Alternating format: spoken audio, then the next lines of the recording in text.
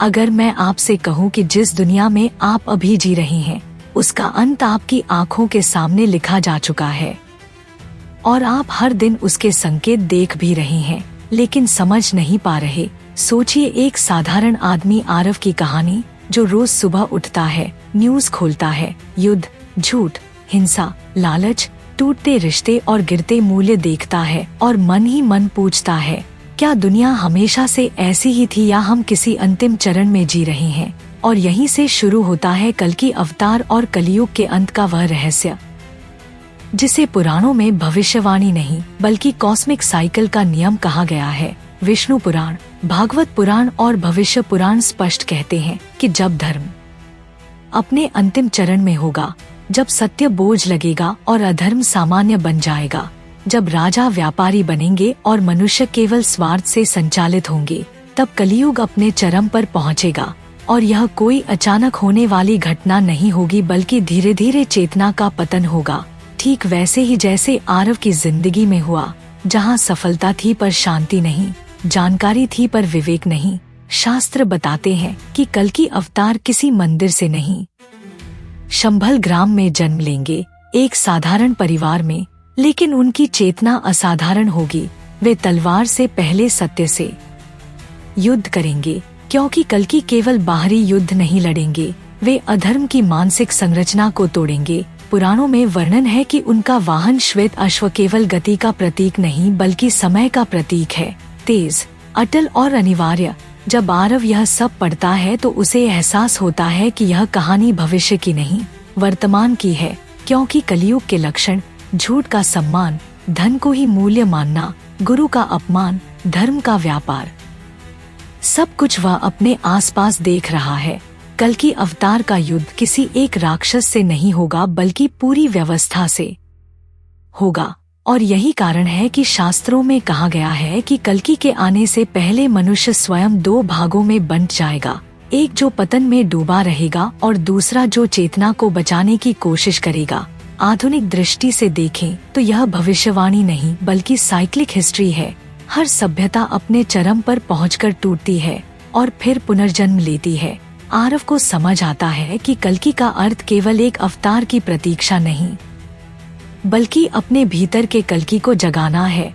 विवेक, साहस और धर्म का अवतार। शास्त्र स्पष्ट कहते हैं कि कलयुग का अंत आ गया बाढ़ से नहीं बल्कि चेतना के शुद्धिकरण से होगा, और जो इस परिवर्तन के लिए तैयार नहीं होगा वह स्वयं ही पीछे छूट जाएगा। यही कारण है कि यह युग सबसे खतरनाक भी है और सबसे शक्तिशाली भी, क्योंकि इसी युग में मुक्ति सबसे सरल है अगर सही दिशा मिल जाए। आरव जब यह समझता है तो उसे डर नहीं लगता, उसे स्पष्टता मिलती है, क्योंकि कल्कि का उद्देश्य विनाश नहीं बल्कि रीसेट है। जैसे रात के बाद सुबह आती है, जैसे सर्दी के बाद वसंत आता है, और यहीं इस वीडियो का सबसे बड़ा संदेश छिपा है। आप कल्कि को बाहर खोज रहे हैं, जबकि परिवर्तन भीतर से शुरू होता है। और जैसे जैसे यह कथा आगे बढ़ती है, मनुष्य के भीतर एक अजीब सा द्वंद्व जन्म लेता है, क्योंकि कल्कि केवल बाहर से आने वाला कोई अवतार नहीं है बल्कि वह चेतना का वह विस्फोट भी है जो हर इंसान के भीतर छिपा हुआ है। पुराण कहते हैं कि जब अधर्म अपनी चरम सीमा पर होगा तब लोग सत्य को झूठ और झूठ को सत्य समझने लगेंगे, रिश्ते स्वार्थ पर टिके होंगे, ज्ञान का उपयोग अहंकार के लिए होगा और धर्म केवल दिखावे तक सीमित रह जाएगा।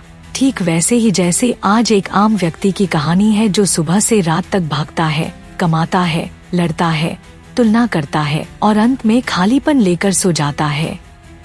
इसी खालीपन में कल्कि का बीज छिपा है, क्योंकि शास्त्र यह भी संकेत देते हैं कि कल्कि केवल तलवार लेकर आने वाला योद्धा नहीं बल्कि भ्रम की परतों को काटने वाली चेतना है। जब पुराण कल्कि की तलवार का वर्णन करते हैं तो वह केवल धातु की नहीं बल्कि विवेक की तलवार है, जो माया, लोभ, मोह और भय को काटती है। कहा जाता है कि कल्कि का प्रकट होना अचानक नहीं होगा बल्कि धीरे धीरे संसार की संरचना टूटेगी, नैतिकता गिरेगी, विश्वास खत्म होगा और लोग यह पूछने लगेंगे कि क्या यही जीवन है। और यही प्रश्न कल्कि के आगमन का पहला संकेत है। आधुनिक युग में यह भविष्यवाणी और भी गहरी लगती है, क्योंकि तकनीक ने दुनिया को जोड़ा है लेकिन मन को तोड़ दिया है। सूचना बढ़ी है लेकिन समझ घट गई है। और इसी विरोधाभास में कल्कि का प्रतीक और भी प्रासंगिक हो जाता है। कल्कि का युद्ध केवल बाहरी शत्रुओं से नहीं है, बल्कि उस मानसिक अराजकता से है जो इंसान को इंसान से काट रही है। जब पुराण कहते हैं कि कल्कि अधर्मियों का अंत करेंगे, तो इसका अर्थ यह नहीं कि केवल शरीर नष्ट होंगे, बल्कि वह प्रवृत्तियां समाप्त होंगी जो मानवता को भीतर से खोखला कर रही हैं। और जब यह युग समाप्त होगा, तब कोई विस्फोट नहीं, बल्कि एक गहरी शांति उतरेगी, जैसे लंबे तूफान के बाद समुद्र शांत हो जाता है। यही सत्ययुग का आरंभ है, जहाँ चेतना फिर से मूल स्रोत से जुड़ती है, जहाँ जीवन फिर से सरल, सत्य और संतुलित होता है। यह पूरी कथा हमें डराने के लिए नहीं, बल्कि जगाने के लिए है, क्योंकि कल्कि की भविष्यवाणी हमें यह याद दिलाती है कि अंत से पहले बोध आता है, अंधकार से पहले प्रकाश की चाह पैदा होती है, और विनाश से पहले परिवर्तन अनिवार्य होता है। यह पूरी व्याख्या वीडियो में विस्तार से समझाई गई है। अगर यह कथा आपके भीतर कुछ जगा रही है, तो वीडियो को पूरा देखें, चैनल को सब्सक्राइब करें, क्योंकि आने वाला समय केवल देखने का नहीं, समझने का है, और जो समझ गया वही वास्तव में जीवित है।